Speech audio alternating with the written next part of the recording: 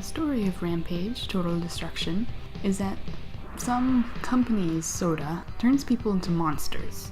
And of course, the company now wants to get rid of them to protect their image or something, as if Scum Soda really gave them a good image in the first place.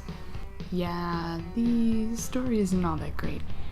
Just from this, you might think that the game was just about shooting down monsters, but really you play as the monsters trying to destroy everything.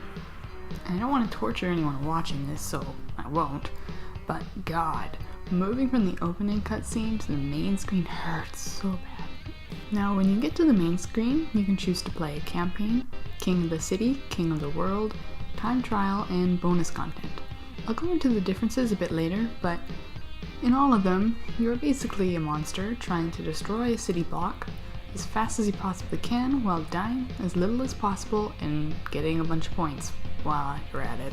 You start the game with 6 monsters to choose from, but as you play the campaign mode, you can unlock more for a total of 30 monsters. Some are faster, some are stronger, and some jump higher, I guess. And they also have 4 different moves which you also unlock during campaign. However, even if I choose one that's faster or stronger than another, it really doesn't feel any different. Maybe there are monsters later in the game who control differently, but I have no clue. Next, you'll be able to pick a city to destroy. There are 7 different ones to choose from, but in campaign you have to go through them in order while defeating a generally easy boss at the final stage of each city. Now getting into the actual game, those graphics. I won't comment too much on them, but let's say they're definitely not very good for the GameCube. To finish a level, you can destroy the buildings on a block in a variety of ways. Punching, stomping, jumping on top, throwing cars at them. However, since everybody wants you dead, which makes sense I guess, you will be shot at a lot. Most of the shots will be unavoidable as well, so you really had to make sure to keep your health bar up by eating random food inside buildings.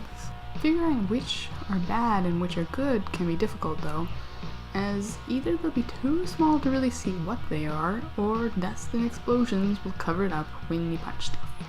This also makes unlocking monsters difficult, as from a distance they look very similar to points, which is why I have not unlocked very many. And camera, you aren't helping much either. I don't really need to see the sky, thank you very much.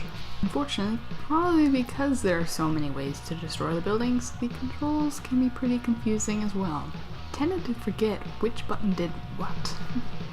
It doesn't help that while on a building, you can use B button to grab, and off the building, it's the X button.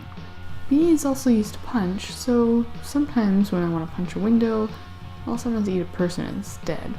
It's not a huge deal really, but it does get annoying sometimes. Now that I have the basic gameplay out of the way, I'll explain in more detail the differences between the modes. I've already kind of explained campaign mode, as it's just destroy stuff, defeat the boss if you feel like it, and try and unlock as many monsters as you can. The levels seem to drag on though, and with each city having 6 or more blocks, it can be difficult to get through a whole city without getting bored. King of the City and King of the World are kind of the multiplayer competition modes, where you can compete with up to 3 other people. In both of them, you are trying to get the most points in a block in as many blocks as you can. King of the City just requires you to do this in one city, where King of the World, you basically do multiple rounds of King of the City, and a player wins when they conquer the most cities. I have absolutely no clue who'd want to do King of the World though, as you'll have to go through many rounds of what basically is King of the City, and each round can get repetitive pretty quickly. Oh, and remember that annoying camera in campaign? It gets worse in these 2 modes, especially if you want to destroy a building different from everyone else. Time mode, the last of the modes for the main game, is just that. Destroy the block within the time limit, and if you do, move on to the next one. Really simple. And in bonus content, probably my favorite part of the game, you can play the original Rampage and Rampage World Tour. While again, the sound balance when switching from the game to the pause menu is horrible, and the jump button is B for some reason, I found both of the games to be a lot more fun than the main game. while maybe the original Rampage stages are a bit too similar for me to enjoy too much, World Tour does a few things where Total Destruction went wrong.